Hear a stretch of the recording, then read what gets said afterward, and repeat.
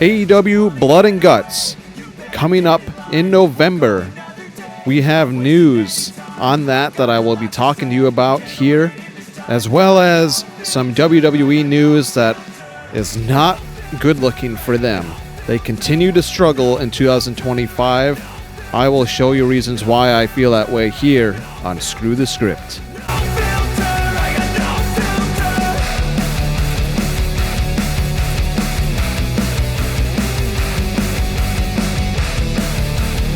Welcome back, everybody, to Screw the Script. I'm your host, as always, Maverick here.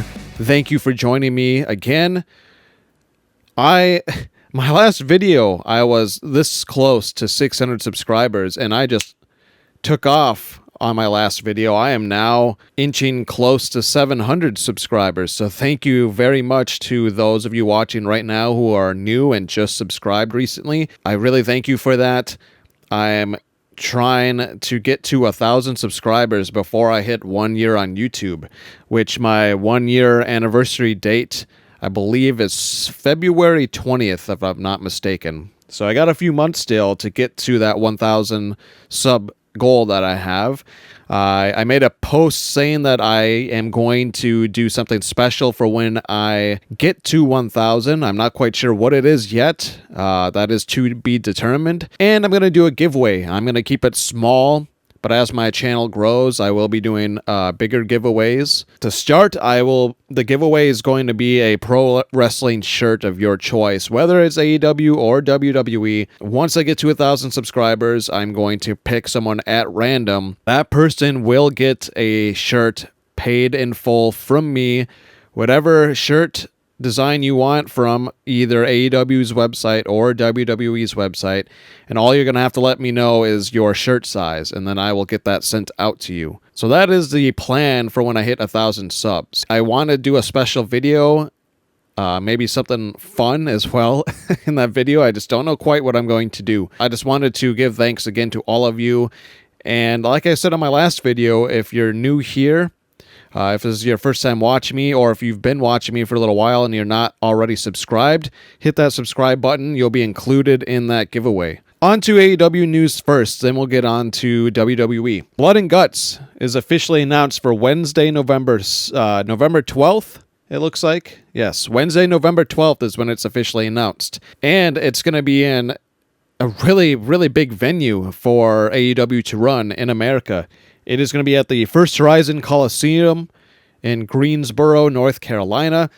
I looked it up. That holds about 22,000 seats.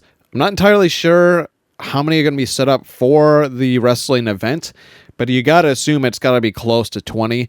Let's get it sold out. Let's show the naysayers, the people that follow the script and say that AEW is going to fail, that they are going to fold, that they won't last, and all this bullshit that we hear left and right, and you're subscribed to me for that reason because you're tired of the hate. Let's show them otherwise. Let's sell this out. If you live in North Carolina or you live close to Greensboro, North Carolina, buy a ticket. It is way more affordable than anything in WWE right now, and you're definitely going to get your money's worth. As it looks like, up here now, the first ever women's Blood and Guts match is going to partake there. I don't know if they're going to do both a men's and a women's. My guess is they probably will. And we see that the 6-year anniversary Dynamite that is going to be tomorrow is a 2.5-hour special event.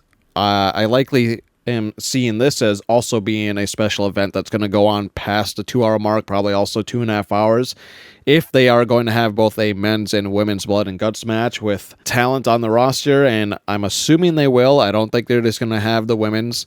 Maybe they will, and if they will, that's okay too, but likely they're going to have both. Maybe bookend the show, they'll open with one, and the main event will be the other, and they'll have a few matches in between. That's likely how I think it's going to play out. Huge news for AEW. Like I said, if you live in that area or near Greensboro, buy a ticket. You will not regret it whatsoever. I've been to, I believe, 4 AEW shows now in my life, and every single one of them have given me my money's worth and then some. Whereas WWE, which I'll get to in a few moments after I talk about another AEW thing here. So I'm looking very much forward to Blood and Guts. You let me know down below real quick before I get on to the next thing, or just after you finish this video. Let me know down below what your picks are for the Blood and Guts matches and for the teams in those said matches. Next, I have something here from Jack Perry. He reveals he was uncertain about using the Tarzan Boy as a theme song again until he heard the audience at All Out singing it. Yeah, huge pop for that. I hope they keep the music. I know that he goes on to say, I think the song is here to stay. It's funny because I was thinking about that. I was like, I don't know, we have a different look. The thing that solidified it for me was the people were singing it before we even played it, which, yes, everybody wanted it, and then they got what they wanted.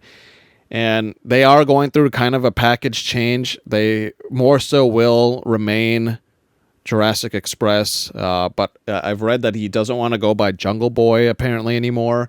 Luchasaurus will still be Luchasaurus. Savage Jack Perry is an idea. He could maybe repackage himself a little bit where he still has Luchasaurus with him, but instead of doing like this Jungle Boy sort of theme, he could go by like Wolfpack Jack or something like that, and lead maybe like a pack of younger wrestlers, and maybe like a stable if they wanted to go that route, and then have Luchasaurus as his right-hand man. That's just two off the top of my head ideas, really, that he could go about.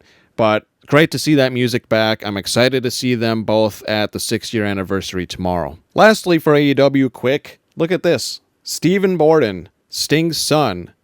He will be making his wrestling debut next month. On October 3rd at 52 Walker presents 52W Hardway live wrestling in New York. And here's the kicker.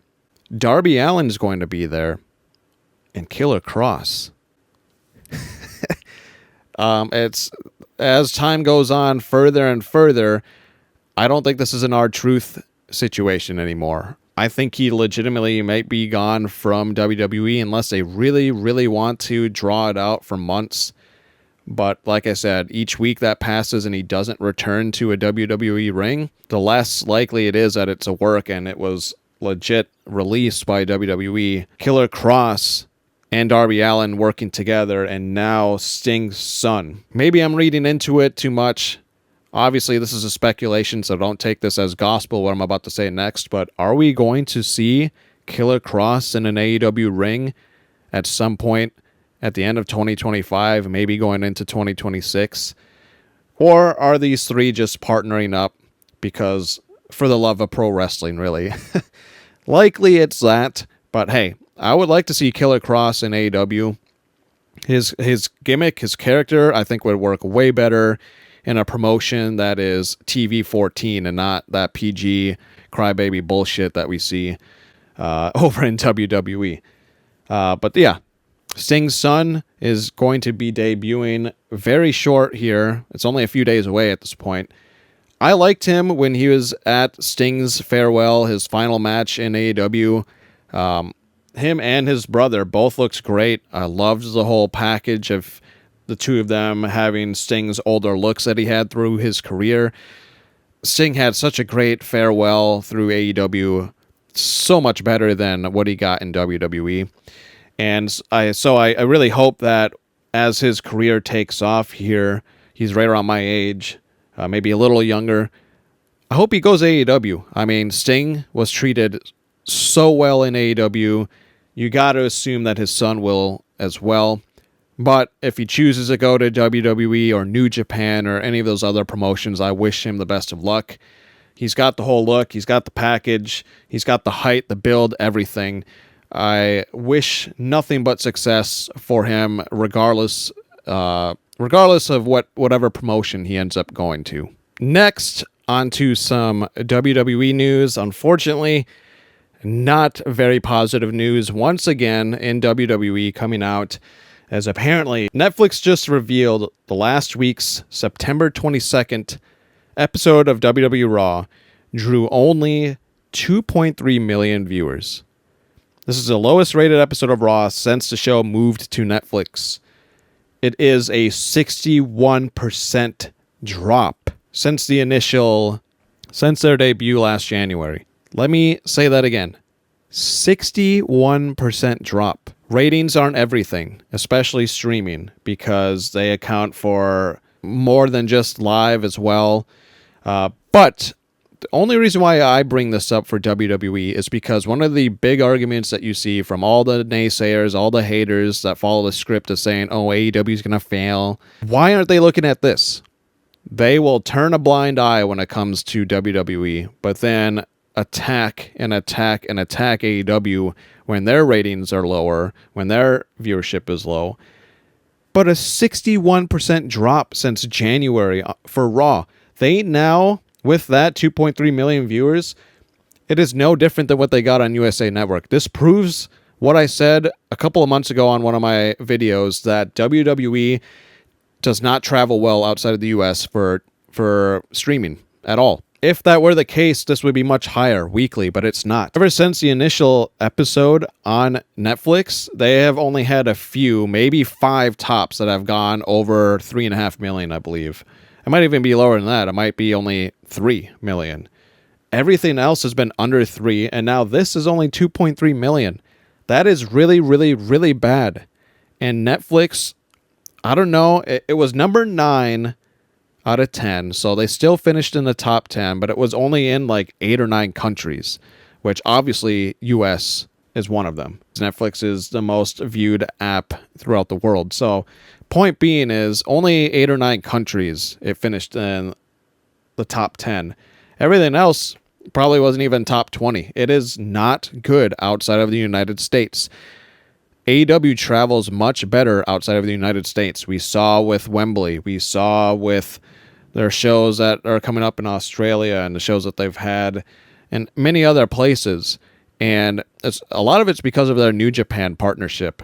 Let's just call it for what it is. Because they have just a way more diverse fan base.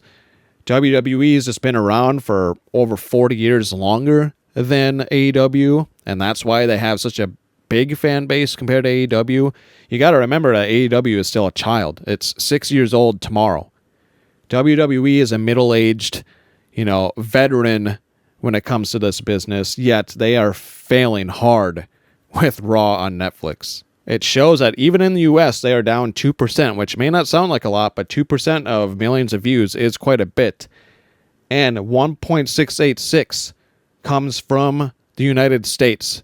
Going back to the 2.3, that means only about 500,000 people stream Raw on Netflix outside of the United States. That is not a lot at all. WWE continues to have a failure of a year in 2025. That's all I had on this quicker episode of Screw the Script. You let me know down below your thoughts on all the AEW stuff that I covered, as well as the WWE news of the record low Raw viewership. I mean, it wasn't a good show. I don't have Netflix right now, so I've been watching recap videos on YouTube, and I can't even get through those. That's how abysmally bad WWE product is weekly now. And it's only going to continue. And I'm glad that these people are at least voicing their opinions now. I see it all the time on socials. People saying, like, TKO, you are destroying WWE. And many other comments alike. As always, this has been Maverick with Screw the Script. Thanks for watching. No!